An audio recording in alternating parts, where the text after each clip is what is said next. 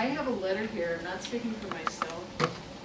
Steve Feines owns property on Moore Park Road, and he works in Madison, so he's not able to be here.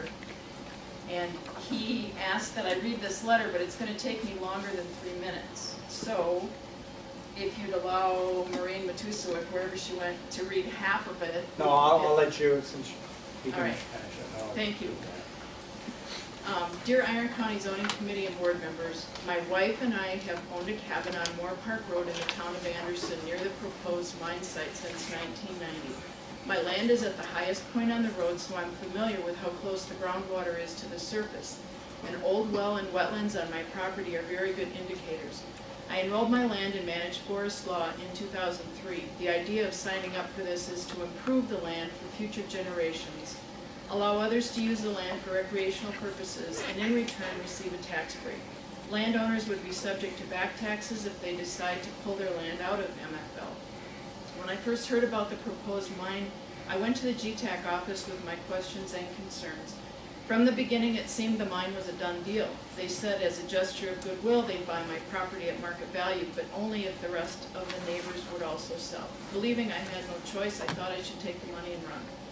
I went in a second time with another nearby landowner who was not interested in the deal, looking for more information. When I asked about water, Bill Williams told me they were going to engineer around the problem by building a pipeline from Ironwood or create a lake at the end of Moore Park Road. I wondered about the validity of those plans. The town of Anderson chairman said he'd been given an estimate of how much the mining company would owe should they pull the land out of MFL, $320,000. That was before the law changed, allowing them to take the land out and pay $1 per acre per year. What exempts GTAC from a private owner such as myself from having to pay the MFL tax? We have two separate laws in this state, one for GTAC and one for the rest of us, and there's no good excuse for it, other than people are blind to how this company operates and lawmakers accept their campaign contributions. It's apparent that GTAC will not be good neighbors. I've seen them act like bullies, calling people liars when they question or raise concerns, discrediting scientists and bullying the DNR. When concerns are raised, whether asbestos or polluting in Spain, they deny and laugh it off and act like they're bulletproof.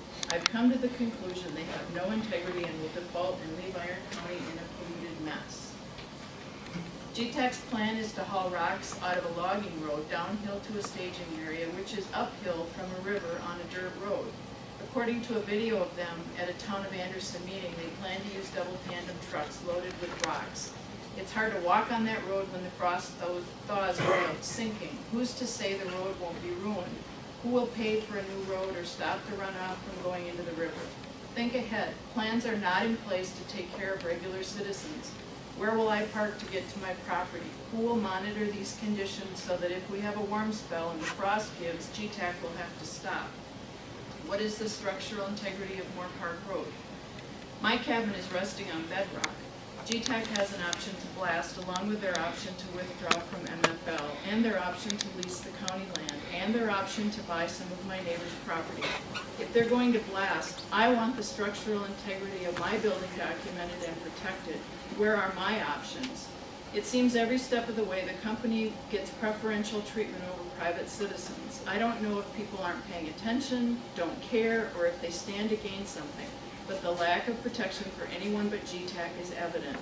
Most recently, it came to my attention that the blasting ordinance is poorly drafted as it's dependent on DNR safety nets that don't exist. Why do leaders keep saying they depend on the DNR to protect them? Aren't you aware of what happened as a result of the bills that were passed for the mining company? Have you thought about what it's going to cost for a new road, the loss of tax revenue? Because GTAC won't have to pay Iron County anything until they say they're making a profit. The $24,000 in costs so far for the lawyer who didn't write the ordinance correctly, lawsuits lining up. When the lease option for this company went through, people at the Iron County Courthouse were part of it, as was a lawyer. Didn't you learn from that? Don't let this be another big mistake. Do it right if you must do it. Inform people of the facts, stick up for Iron County. Make an ordinance that benefits and protects citizens instead of just being one more outfit that works for GTAC. Steve Feines, Moore Park Road.